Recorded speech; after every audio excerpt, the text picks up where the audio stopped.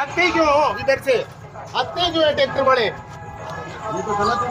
हाँ गलत नहीं है, सब भ्रष्टाचार में लिप्त है। ये अनन्य रोकू हो रही है, ये गौशाला से कोई मतलब नहीं है इनको।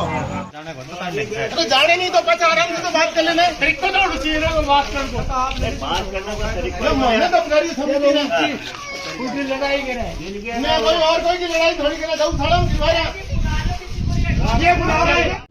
राव साहब शुद्ध कच्ची घानी सरसों का तेल, रखे आपकी सेहत का ख्याल, जो बदले आपके खाने का स्वाद, यही तो है राव साहब शुद्ध सरसों तेल की पहचान।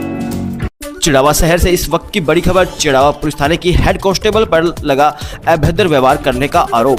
चिड़ावा शहर से इस वक्त की बड़ी खबर मिल रही है। शहर की पुलिस थाने की हेड कांस्टेबल भीमकोर पर अभद्र व्यवहार करने का आरोप। श्री कृष्ण गौशाला समिति के सदस्यों ने लगाया आरोप। दरअसल आज सुबह चिड़ावा शहर की गौशाला रोड पर श्री कृष्ण गौशाला के लिए एक चारे का ट्रैक्टर रोड के बीचों बीच फंस गया। ट्रैक्टर के दोनों साइड टेन शेड लगे होने के कारण चारे का ट्रैक्टर फंस गया था, जिस कारण पुलिस मौके पर पहुंची थी। गौशाला समिति के सदस्य भी मौके पर मौजूद थे। इस दरमियान गौशाला समिति के लोगों ने टेंट शेड मालिकों से आग्रह किया था कि टेंट शेड हटाए जाए ताकि चारे का ट्रैक्टर नियमित रूप से गौशाला पहुंच सके। श्री कृष्ण गौशाला समिति के सदस्यों ने बताया कि दोनों ही मालिकों ने टेंट शेड हटाने के लिए कहा था, क्योंकि उनसे समझाइश लगातार की जा रही थी। लेकिन इस दौरान चिड़ावा पुलिस से हेड कांस्टेबल भीमकोर भी मौके पर पहुंची और मौके पर मौजूद गौशाला समिति सदस्यों से अभद्र व्यवहार करने लगी। इस संबंध में गौशाला समिति के सदस्य चिड़ावा डीवाईएसपी ऑफिस भी शिकायत लेकर पहुंचे। बाद में चिड़ावा सीआई आसाराम गुर्जर से मिले और हेड कांस्टेबल के खिलाफ शिकायत करने लगे। सीआई आसाराम गुर्जर ने गौशाला समिति सदस्यों से ऐसी बात दोबारा न होने का आश्वासन दिया। रात का 2 बजे का हमारी गाड़ी उधर खड़ी है और जो पूरी समिति का मैं फोन कर करके बुलाया है और मैं 2 बजे का उधर पानी भी नहीं पियो है। हमारी गाड़ी दोनों साइड में टेंट लगा रखे हुए फंस रही है और फिर पुलिस में भी शिकायत करके ऐसा ही है मैंने को निबेरो उन्हें बुलाया, वहाँ मैंने गाड़ी काटने लगी और मैं उनका दाएं का पोता पोती हो रहा है। हाँ और मतलब गाल काटी उन्हें और मैं तो कानून हाथ में कौन लेना था। आज हम ये गौशाला का ट्रैक्टर है जो चारा इसमें भरा हुआ है, ये आया, ये फंस गया, दोनों साइड में टेंट लगी हुई है। कल हम इसको पर्सनली आके कह के गए थे कि ये टेंट हटा लो, ट्रैक्टर आने में दिक्कत होती है। उन्होंने नहीं हटाया, आज ट्रैक्टर फंस गया। हमने पुलिस में कंप्लेंट की तो पुलिस से 2 बंदे सिविल ड्रेस में आए, एक महिला और एक पुरुष। उस महिला ने आते ही अभद्र व्यवहार किया, गौशाला के कर्मचारियों को गाली गलौज किया और जैसे ही वो एक समिति के एक सदस्य ने डिप्टी साहब से बात की तब उसका थोड़ा व्यवहार चेंज हुआ।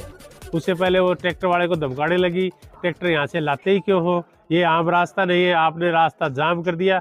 सर क्या मामला है? मामला ये है कि ये रास्ता ऑन रिकॉर्डेड 60 फुट चौड़ा है।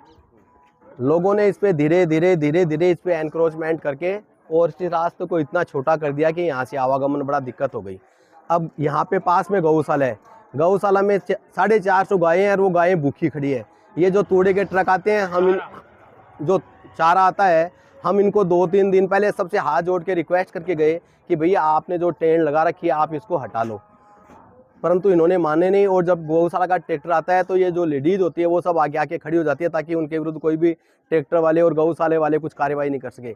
जब गौशाला के पदाधिकारी आकर के इनसे हाथ जोड़ते हैं तो वो बदतमीजीपूर्ण बातें करना चाहते हैं। फिर आज सुबह हम पुलिस प्रशासन के पास में गए कि साहब ऐसी बातचीत है, वहाँ रास्ता जाम है।